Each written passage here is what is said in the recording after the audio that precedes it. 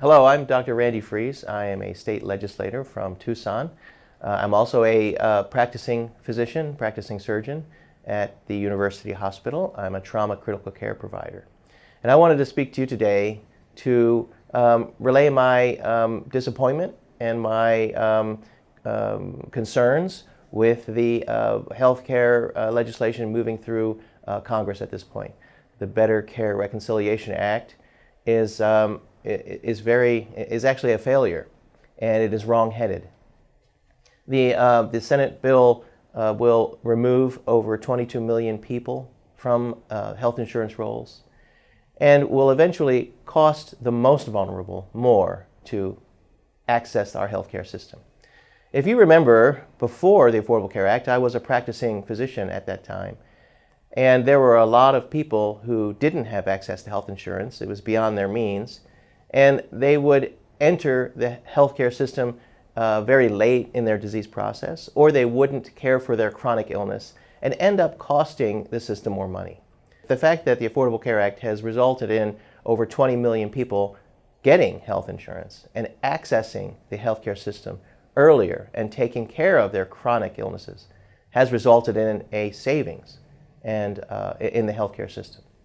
If we go back to the pre-Affordable Care Act days, which the Better Care Reconciliation Act will result in, fewer people having insurance, the most vulnerable not accessing the healthcare system until late in their disease or not dealing with their chronic illnesses, we're going to get more expensive healthcare, not less expensive healthcare.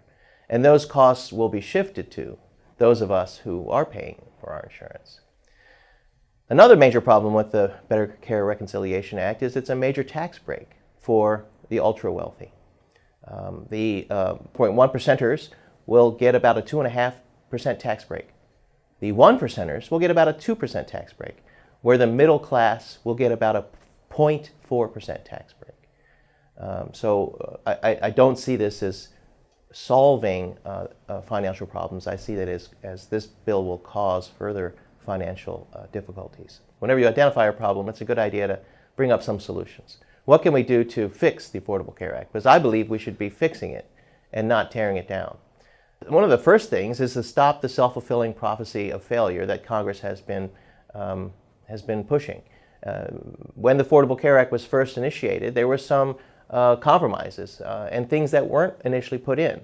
The high-risk corridors. There was cost sharing to stabilize the insurance markets. These things weren't fully implemented, and Congress has not moved forward with implementing these concepts. I think that we should be doing those things. Additionally, I think the most important thing is getting more people to use the exchanges, to buy their health insurance products. The more healthy people you have purchasing insurance products from the exchanges, the less expensive it becomes. More insurance companies will wish to enter the exchanges and provide more diverse products. Costs for everyone will go down. We need to think outside the box, figure out how we can incentivize more young Americans, more healthy Americans, to access the exchanges to purchase their health insurance products.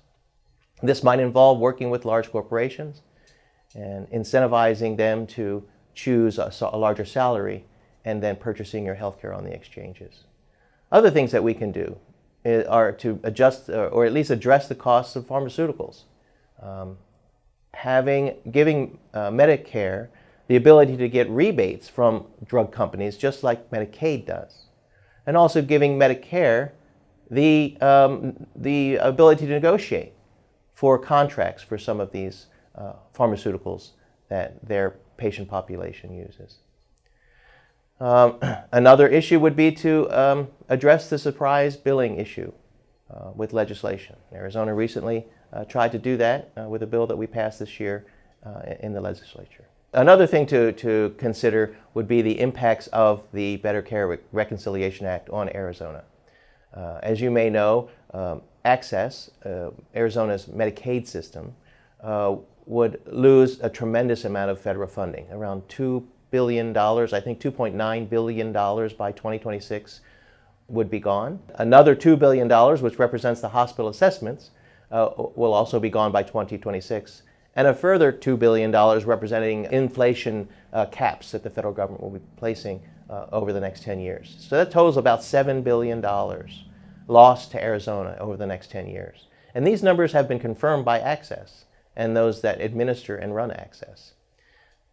You know, if we lose that amount of money, Arizona's budget does not have any extra money to shave away. And if we have to compensate $300 million a year over the next 10 years, that means more cuts to our schools, more cuts to our infrastructure, more cuts to our support systems, more cuts to higher education. We just can't tolerate that. Arizona won't be able to provide for its citizens if we have to make up the hole left in our budget from the loss of these federal funds for health care.